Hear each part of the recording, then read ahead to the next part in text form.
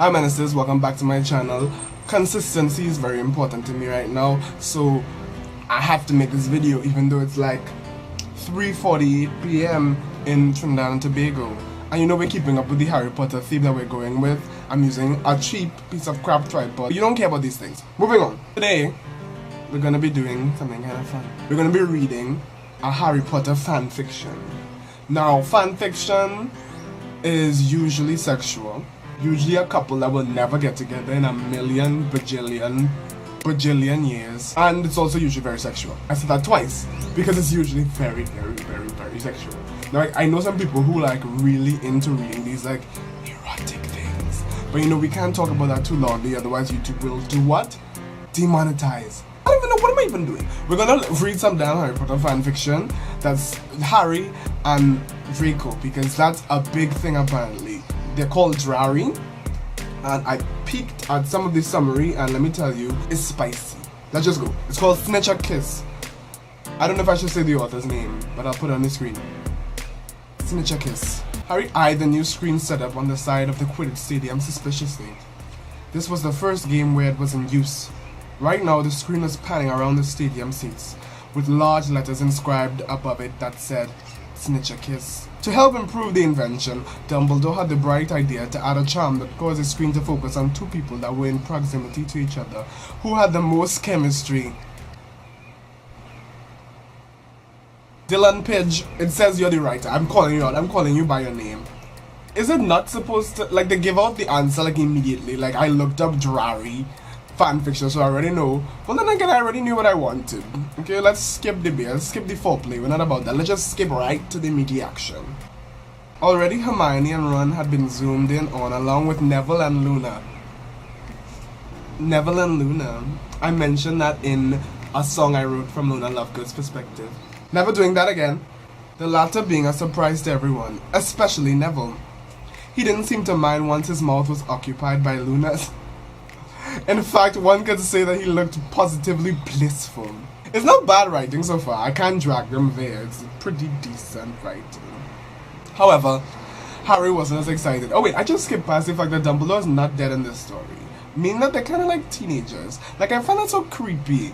Like, when I'm reading, okay, I've never read fanfiction before, but like, if you're reading fanfiction, like, about like teenagers, it's like creepy. Like, you know, people used to write fanfiction, or do write fanfiction about like the Stranger Things, like, children. It's creepy, man.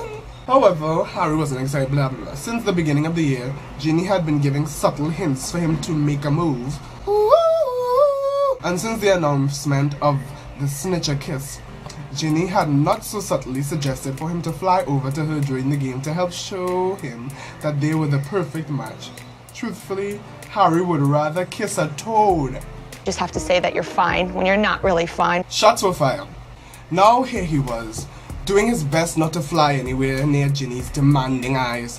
Suddenly a voice sounded to Harry's left. A bloody muggle kissing screen. How much more undignified could they get? Actually does gonna sound like Draco. Okay, not my voice, but like the line. Malfoy was hovering on his broom next to him. A sneer of disgust plastered on his face as he looked towards the screen. As Harry attempted to calm his beating heart from the burst of surprise, he took a second to look over Malfoy's appearance. I must admit that this is good writing. Like, this is good writing. I mean, I only have like one Harry Potter book to reference it from, but this is good writing, like, you know? Nice big words, but not like creepy big words, you know? Good big words, like I know the definition of them, but I still feel smarter having read them. Blah blah blah blah blah. I want to like skip them. Harry shook his head to clear Malfoy out of his mind and decided to speak up finally. Actually, in the Muggle world, they're called kissing cams. Malfoy turned and directed his sneer towards Harry. Kissing cam? How original. Excuse me. Harry smiled slightly. No. A kissing cam did not seem like Malfoy's cup of tea in any sense of the word. Oh, I'm seeing a funny line already. Well, who knows? We might get some entertaining matches. Can you imagine it zooming in on McGonagall and Umbridge if she was still here? It may not be the type of chemistry most think of, but it's still there. Draco smoked at that. I smoked at that. That was good, Harry. That was smooth. Did I say smoked? I smirked at that. No. He said, true. No love lost between them. Harry was both happy and confused as to why they hadn't killed each other yet, but he couldn't help but indulge his curiosity.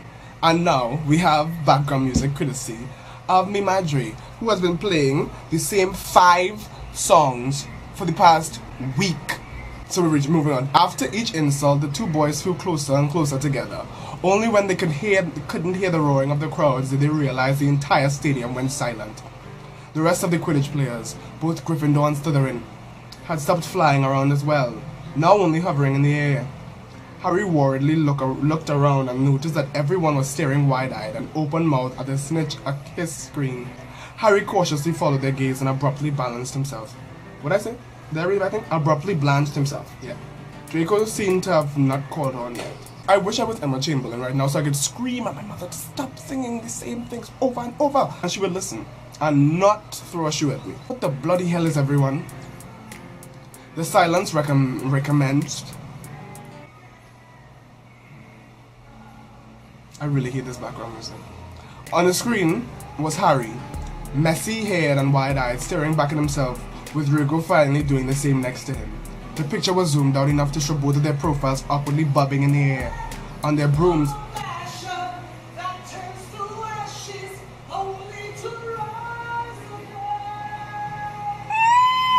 As they tried to comprehend the predicament that they found themselves in. The implications of the video feed finally hit Harry, and he almost fell off his broom in the process. To his left, Draco did the same. Okay, we need to skip again because we don't want this video to be like 50 years. Ooh, I'm skipping. Ooh. Harry laughed slightly as he cracked his knuckles and neck. He then glanced over to his left. Say, Draco, want to give them something to really gawk at? Answer. Now Malfoy's face was as red as a tomato. Or tomato, whatever. And showing some shock from Harry calling him by his first name, comprehension then slowly flowed onto his face as his gaze sharpened on Harry. Are you suggesting what I think you are, Potter? This is blasphemy. This is wrong. Okay? YouTube would demonetize it. This is blasphemy. Are you suggesting what I think you are, Potter? Now his voice was a mixture. Now a mix between sounding skeptical. It was a mix between sounding skeptical and intrigued. That was a mistake you made, Dylan. Harry shrugged as he said, I like to mess with people. Stop reading in accents. And it will work in getting Ginny to back off a bit. Ginny is just like I feel really bad for her in this story. A mischievous glint entered his eye as he smirked. Also, I definitely wouldn't mind snogging the hell out of you.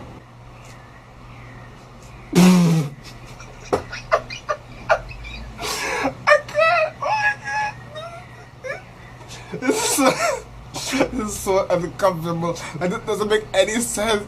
Oh my God. Okay. It was then that Malfoy slowly started to smirk as well, edging his broom closer to Harry's. Throughout all of this, the crowd had continued to gape. How long is this even going on for? But now Dumbledore's blue eyes were twinkling and Snape was pinching the broom of his nose between the thumb and his forefinger. Why is Dumbledore's eyes... Dumbledore? Don't be inappropriate. Well, Harry, his name practically rolling off Malfoy's tongue. You're not too bad on the eyes yourself. What is this? Is this like Vampire Diaries? Like, this is frightening me right now. Am I even in focus? It does not look that way. It looks a little disgusting, actually. It looks like this thing behind me is more in focus than I am. Like, you're more in focus than I am. Bleh. They were now directly in front of each other, with both of their faces only a few inches away. Harry looked across the crowd again, which was now watching with an aura of slight confusion as to where this confrontation was going.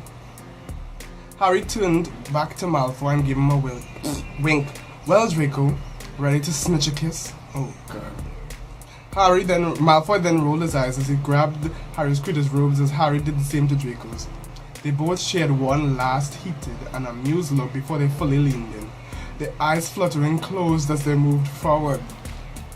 Harry first thought that this was the best kiss he'd ever had, which when he thought about it wasn't saying much because his only other kissing experience was a considerably teary Cho-chan.